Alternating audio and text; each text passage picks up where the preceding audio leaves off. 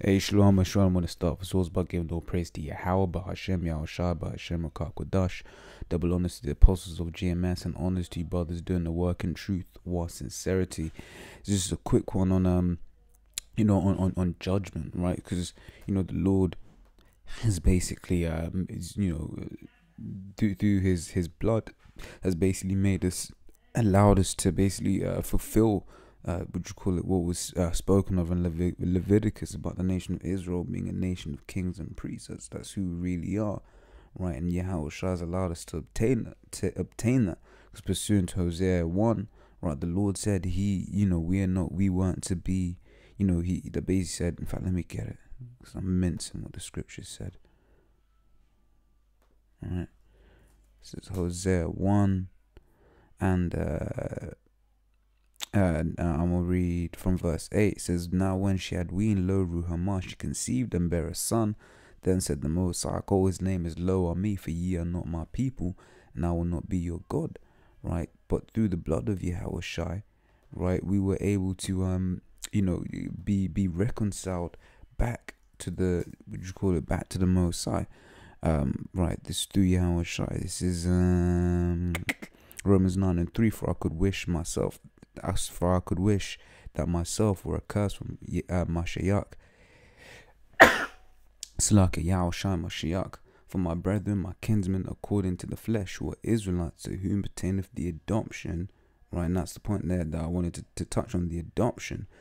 Right, and the glory and the covenants and the giving of the law and the service of the Most High and the promises. Right, but the adoption, because it's through Yahushua, right, Yahushua became an intercessor between the nation of Israel, right, a mediator. Right, this is Hebrews 8:6 says, But now hath he obtained a more excellent ministry, by how much also he is the mediator of a better covenant, which was established on better promises. Right, so basically that promises we're going to be a nation of kings. One of those promises will be a nation of kings and priests. Right, but in doing that, in fact, let me read that also in here. Revelation 5:9 says, And they sung a new song, saying, Thou art worthy to take the book and to open the seals thereof, for thou wast slain and hast redeemed us, the Most High, by thy blood, out of every kindred and tongue and people and nation, and hast made us unto our power, right, kings and priests, and we shall reign on the earth. Right, so we're a nation of kings and priests through the sacrifice of Yahushua.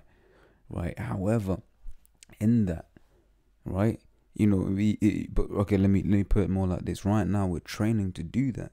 Right, we may get it wrong every now and then. Right, but the aim is, to always judge righteous judgment. Right, there's stuff that's written in the scriptures. Right, there's wisdom involved as well. And I've got an example to read of King Solomon. Right, but it's all about judging righteous judgment. This is John 7:24 says, Judge not according to the appearance, but judge righteous judgment. Right, so don't rest judgment. You see someone's going off, and if they're going off, they're going off. Right, whether it's your mother, if you catch your mother committing adultery, right, you gotta report that. You can't just keep that under wraps. Right, you gotta put down the basically follow what the law says, man. Right, you can't say, oh well, you're my mother or my sister or my brother, so you don't have to be put to death, but anyone else does. Right, this is 1 Kings 3:16 says, Then came there 2 women that were harlots, whores, unto the king, and stood before him. And the one woman said, O my lord, I and this woman dwell in one house, and I was delivered of a child with her in the house. And it came to pass the 3rd day after that I was delivered, that this woman was delivered also. And we were together. There was no stranger with us in the house, save we 2 in the house. And this woman's child died in the night, because she overlaid it. And she arose at midnight, took my son from beside me, while thine handmaid slept, and laid it in her bosom, and laid her dead child in my bosom. And when I arose in the morning to give my child suck, behold, it was dead. But when I had considered in the morning, behold, it was not my son which I did bear. And the other woman said, Nay, but the living is my son, and the dead is thy son. And this said, No, but the dead is thy son, and the living is my son. Thus they spake before the king. Then said the king, the one saith, this is my son that liveth, and thy son is dead. And the other saith, nay, but thy son is dead, is the dead, and my son is the living. Right, so King Solomon right now is having to, hear the two accounts of the story, this, that, and the other, right? He won't go and do a DNA test or whatever, right? It says, and the king said, bring me a sword. And they brought a sword before the king. And the king said, divide the living child in two, and give half to the one and half to the other, right? So you're basically saying, cut the child in half and share. Right, it says, then spake the woman whose the living child was unto the king, for her bowels yearned upon her son. And she said, O my lord, give her the living child, and in no wise slay it. But the other said, let it neither be mine nor thine, but divide it.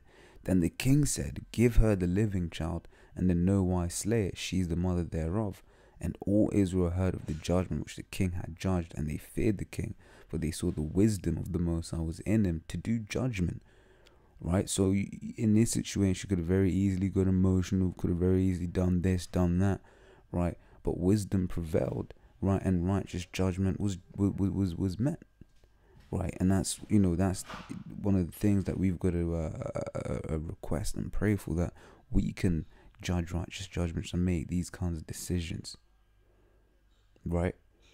No, you can't get emotional. You can't project what you've been going through onto someone else when you're judging it. You can't, you got to be impartial,